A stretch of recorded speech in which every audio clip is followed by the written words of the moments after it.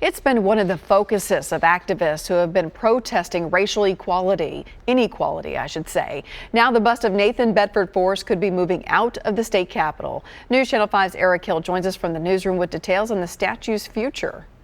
Yeah, Carrie, the bust of Confederate General and KKK Grand Wizard Nathan Bedford Forrest has been in the state capitol for decades, and it's been at the center of controversy for years. But the statue's time in the Tennessee's capital could be coming to an end.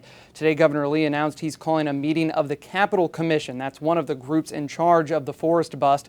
Lee says he expects commissioners to discuss relocating the bust, but he did not say where the statue could be headed. In the last month, the bust has received renewed attention as groups across the country and here in Tennessee have protested racial injustice. In several cities, protesters have torn down statues of Confederate leaders.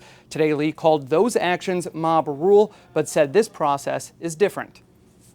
The commission process that is set up by the legislature protects the integrity of historical displays so that any changes are rooted in thoughtful civic discourse. This process is the opposite of the mob rule that unfortunately has been dominating the national headlines.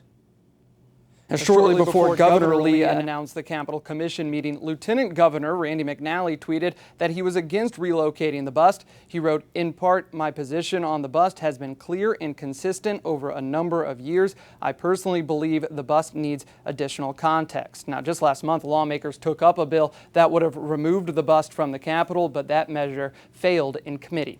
In the newsroom, Eric Hilt, News Channel 5.